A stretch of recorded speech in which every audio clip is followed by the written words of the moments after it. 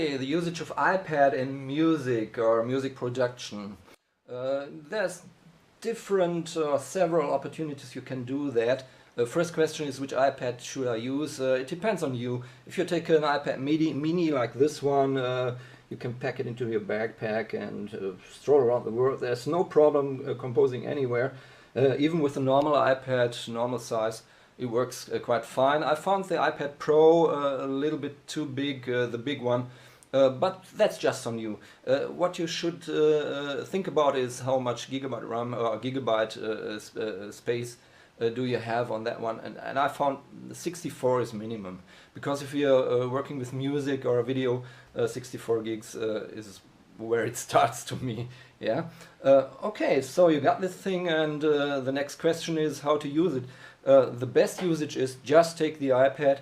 If it's a new Pro, you even have touch sensitivity, that you can have velocity, or even, I don't know if they have aftertouch, that you can trigger like cutoff or whatever filters by pressing on the iPad. It works, but it's not convenient for somebody who's coming from keyboard or really wants to do sophisticated music.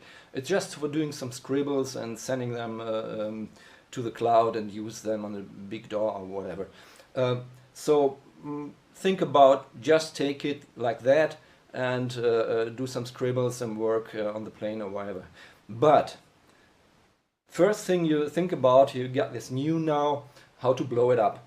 The microphone, the built-in microphone is okay, but you know about microphones and what can I use. You can use something like that here, and that's Samson, not Samson and Delilah, Samson. Or it's quite cheap and it's got this obligatory USB. It's USB 2. And how to put this onto the Lightning, you probably know, you need an adapter. iPad is all about adapters, and this one is USB, costs quite a fortune compared to what it is, but it's makes sense, especially when you do some music. Put it on here, put it on there, iOS, and that's good about Apple. iOS realizes there is some microphone, and immediately you can use it in your software, however which software you need or you use there.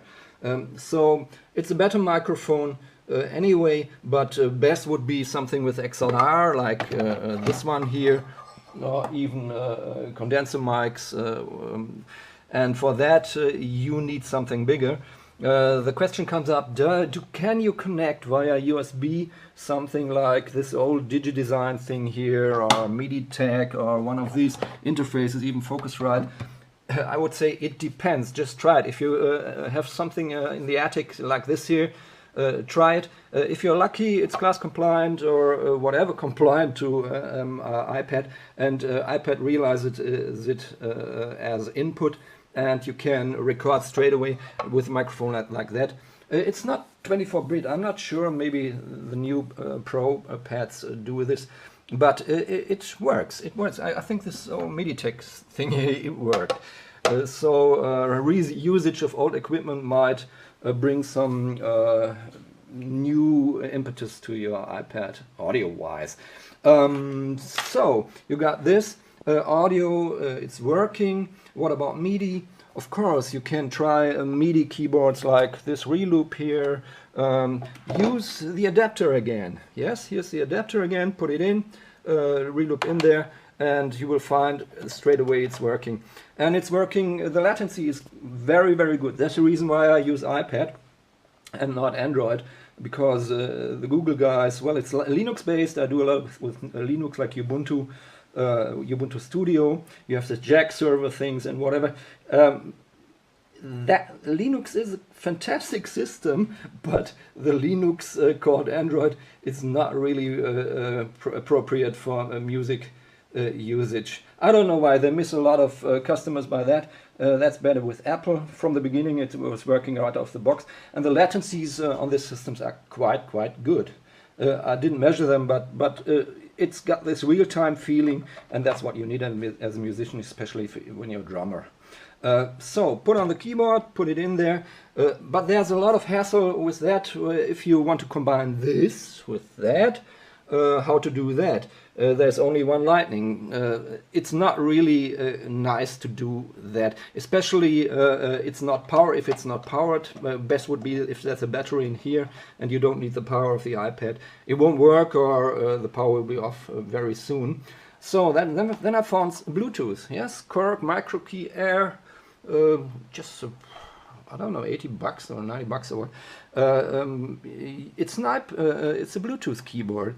You get some batteries in there, that's fine, so you don't need the iPad. There's nothing connected, and it's small, as you see, iPad mini, here's this one. And you go into iPad, we say Einstellung in Germany.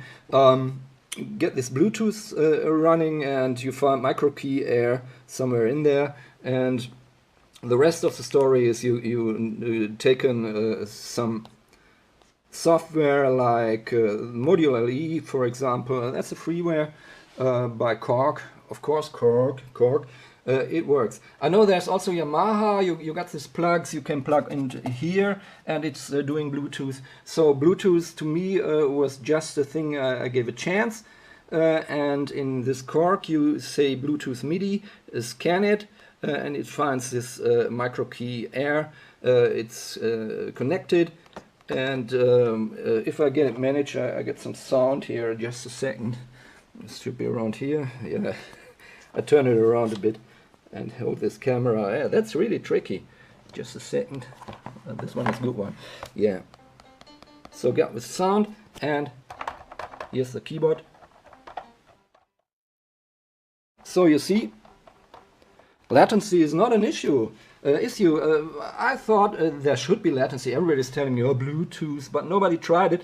I tried it, and it's perfect. So you put on that and this one, put it in a small backpack. Maybe you get along this Samsung microphone here. Now you got space on the Lightning adapter. Put it on there. Your monitoring is with that. Get on the train or on the plane and do your scribbles for your big productions.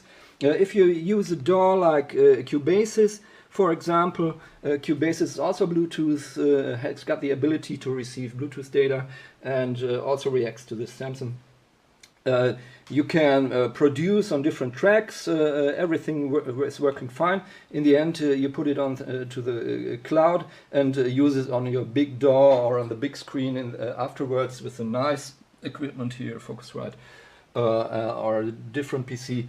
So it's really interchangeable, and that's what makes the iPad, what makes really sense to me, even as a professional working with big DAWs.